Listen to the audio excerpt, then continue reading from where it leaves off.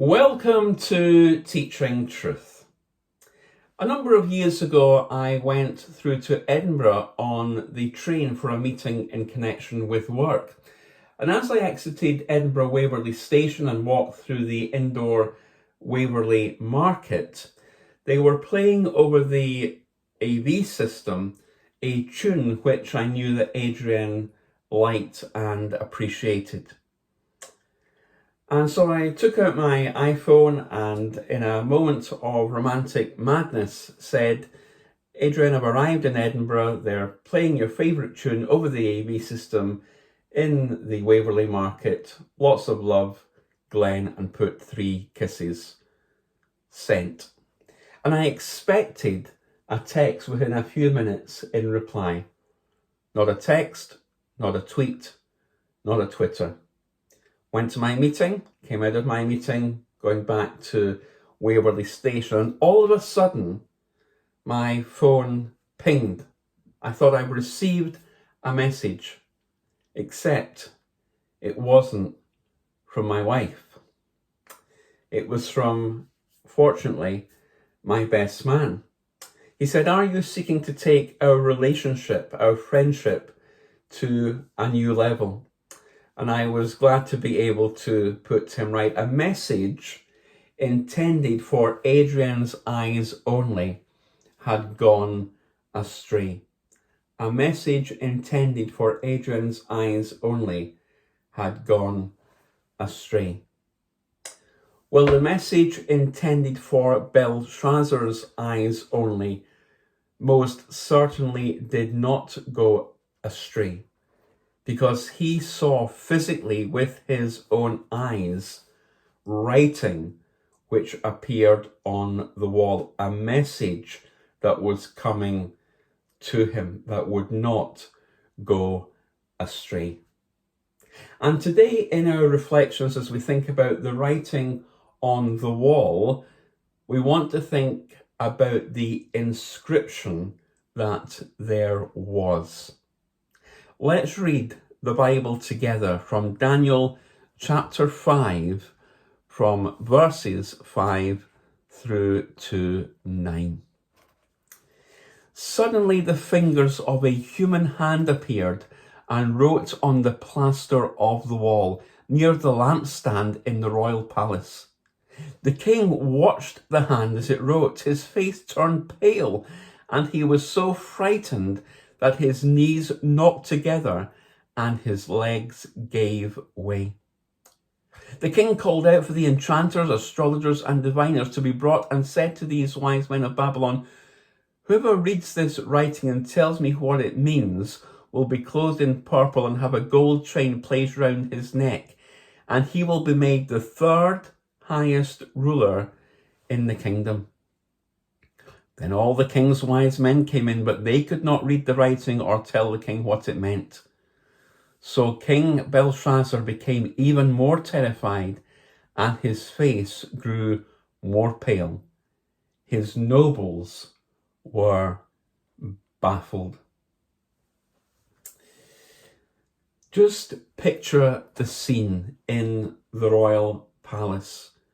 It's evening, the sun has gone down, the party is well into the night. The wine is being drunk, and suddenly, the fingers of a human hand mystically appear and begin writing on the plaster of the wall. The plastered wall that was illuminated by a lampstand. It must have been an awesome sight, and to be honest, a pretty scary and fearful sight as well. The banquet hall would become quiet. The revelry would gradually cease as the king and his guests would be focused and amazed at the words being written on the wall. Words were written on the wall.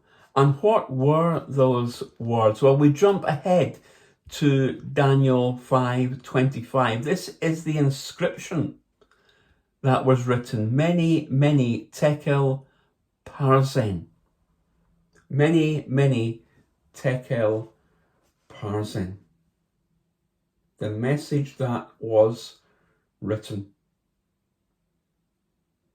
They were looking at the wall. This message grabbed their attention. God was finally getting the attention of King Belshazzar, as he had got the attention of his grandfather, King Nebuchadnezzar. And look at the reaction of the king.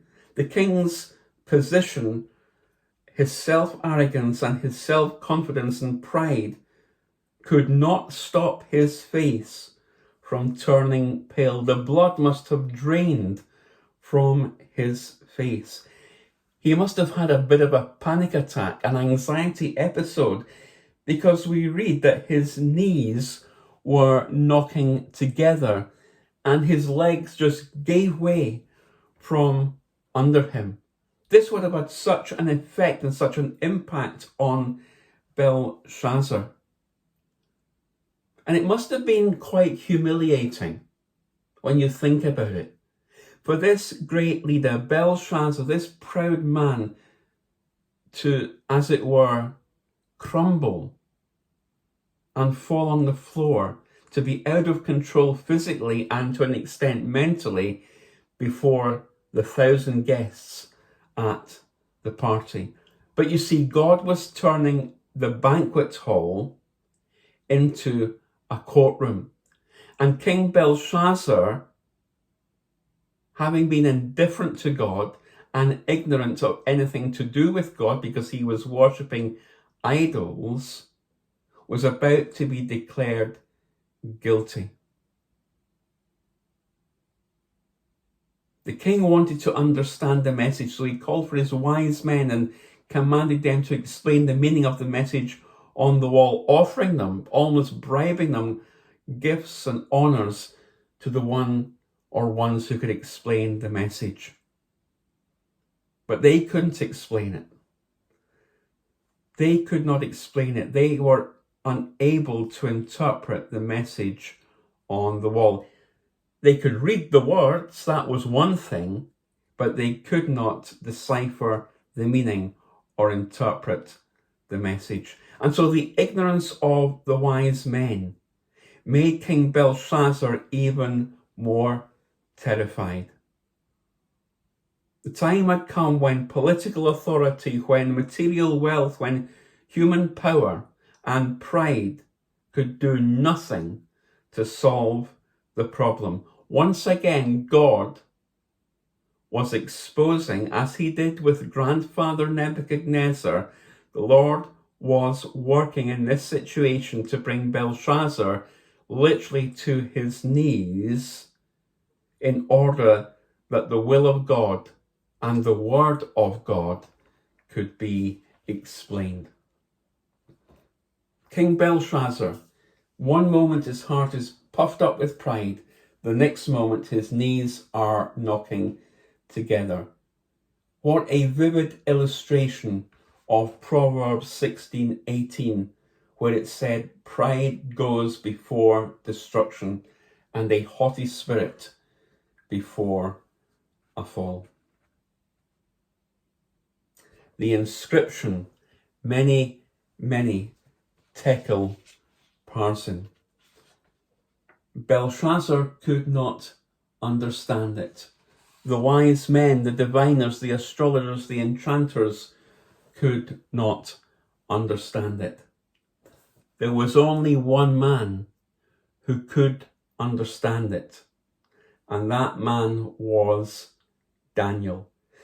And because Daniel was on His Majesty's service, Daniel was the one who was going to explain what the inscription meant. Join me tomorrow in Teaching Truth as we look further at this exciting and challenging passage, the writing on the wall.